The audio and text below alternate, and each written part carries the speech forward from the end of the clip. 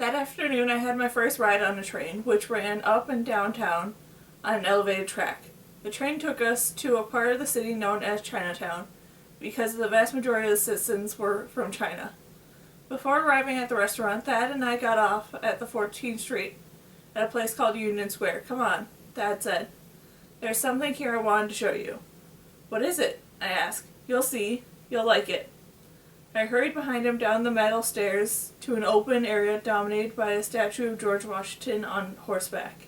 In the front of it, a band of 5 scruffy boys, one with a homemade drum, another with an actual harp, played an offbeat song while the others danced and sang for the coins passersby threw in their rusted pot.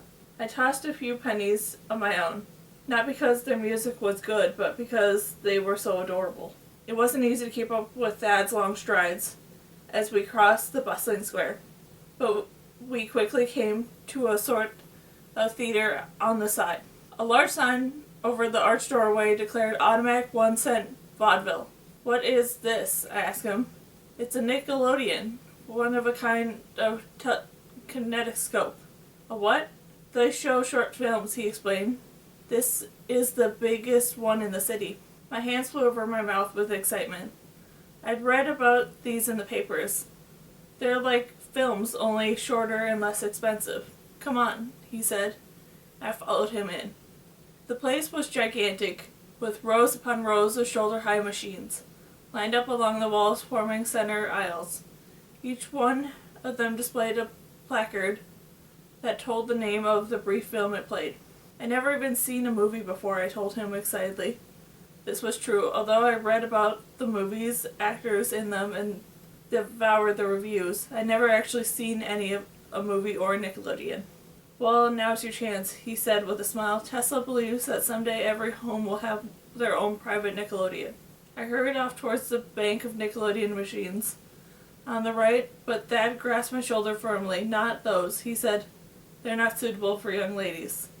A second glance made me realize that they were all being used by young men dressed in bowler hats with their suit jackets slung over their shoulders. "Oh, I see," I said, trying to sound worldly wise and knowing. "There are some good ones over here," he said, directing me to the wall on my left. "This is my favorite," he told me as he dropped a penny into the machine marked "Boating Disaster." "Take a look." A funny little man was taking a rather large girlfriend for a canoe ride on a lake. He had trouble with the oars, turning the canoe in circles at first. Then his girlfriend readjusted her seat and the canoe tilted so that the little man was lifted up along the canoe's bow. He frantically rowed in the air. Finally, the two of them slid into the lake, looking none too happy. The film lasted no more than 3 minutes. "Funny, huh?" Dad said, wanting my reaction. "It is funny, but I felt sorry for them," I replied, smiling despite my sympathy for the characters. "Don't, they're only actors," Dad said. "Come on, I'll show you some of my favorites." We spent the next half hour working our way down the line of Nickelodeon machines, watching film after film. It was such fun. We came to a film called Dance the Ghosts. 5 women in white hooded flowing robes did a sort of ballet around the glowing ball in a darkened room. "Isn't that one crazy?" Thad checked enthusiastically. "Crazy," I agreed. I didn't dare tell him how much it reminded me of home. Eventually we got back on the train and took it to the Canal Street. It's the most amazing place. Every sign was in Chinese. Vendors sold all manners of exotic clothing, toys, and even baby turtles on the street. We browsed the small shops and sold exotic carved knickknacks and porcelain curiosities. We passed a Chinese apothecary with a bizarre items such as dried wings and powdered rhino horns displayed in the window. With little imagination, I could easily believe I was really in China.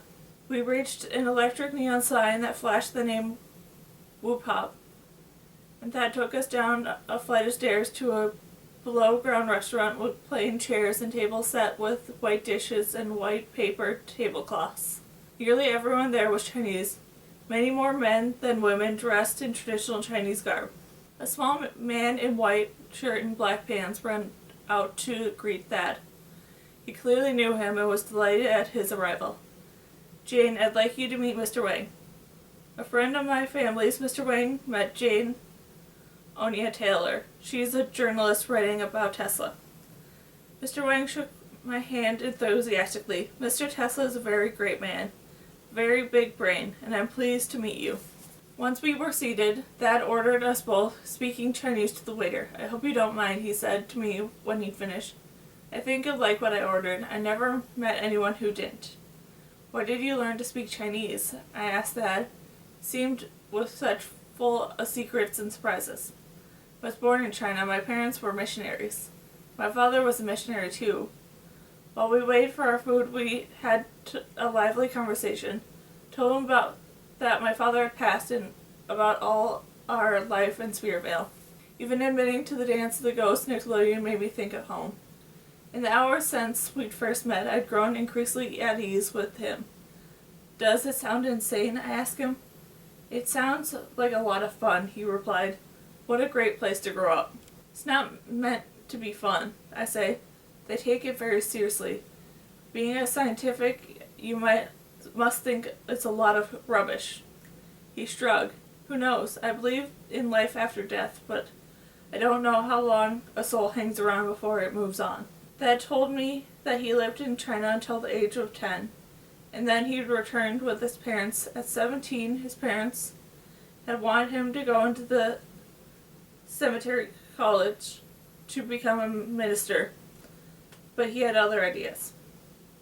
Dad was interested in science, even though his parents were adamant that science was an enemy of religion. Dad had thought it was absurd. "So they're behind the times," he said. "They don't realize that we're on the brink of new modern age. Everything will soon change. Everything." He and his parents had fallen out bitterly over this, and so he'd come to New York to live on his own. "The greatest thing had happened to me being hired as Tesla's assistant," he told me. "In the last 3 years, I've learned more about science than I would have in Harvard or Yale put together." I realized that it made him 20. I decided to make no mention of my own age. There were only 4 years difference between us, not really so much. We'd be getting on so well, I didn't want anything to spoil it. "Do you want to be an inventor like Tesla?" I asked. "I could never be like him. I'm no genius. But I have invented a few things." "What?" I asked eagerly. He pushed a white plate to the side and took out a pencil. He began to draw an airplane, different in every way to the propeller planes I'd seen.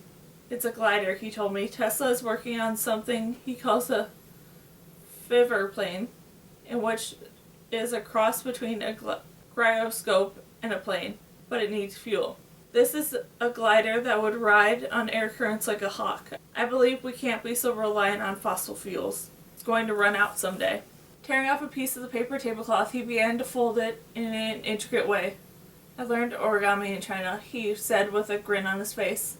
When he was done, he got up and opened the high window. "Have to let some air currents in here," he explained. Then he shot his paper plane into the room. Everyone stopped eating and gasped when it sailed over their heads. Every second I thought it would crash into someone's food, but it kept going. I couldn't believe it. Finally, the little paper plane glided in for a landing on the windowsill. The entire restaurant erupted in applause, and so did I. "That's wonderful. How can you say you're no genius?" I praised him sincerely. "I'm not," he said, retrieving his plane. "But I would like to take what I'm learning from Tesla about magnetic resonance and apply it to the aeronautical design. Planes are going to be huge." "Do you think so?" I asked. "It seems so clumsy right now." "They won't stay that way for long," he says. "There are guys like me everywhere who are working on sleeker, better designs. You'll see, Jane, in the future." Our meal came, interrupting us. There was a sort of egg pancake with shrimp, onion, and vegetables cooked and topped with gravy. Shrimp egg foo young, he told me. "What do you think?" "I'm sure this is better than anything Mimi and Natalie have back at the hotel." I say, "I can't believe I met Benjamin Gunningham." All those rich backers are like that Gunningham guy, he said as he ate with chopsticks. They're so full of their own importance. It's absurd that he has that young girl named Natalie uproot. She's divorced or something. People gossip about them. She's not his wife. She's his side girlfriend. He's 46 and she's about 24 or 5. I suppose it's the trend with the wealthy men, I suggested. I read about John Jacob Astor is marrying a woman 20 years younger than he is next month. Madeline Florence. Yeah, she's 20. He's getting married next month, and if they can't find a minister to marry them, nobody will do it. Because of the age difference, I asked. And he's divorced, Dad said, nodding. The problem might help Tesla, though. He's trying to get in and see Astor before he sails off on his honeymoon. Ever since the last World's Fair, they've been great friends.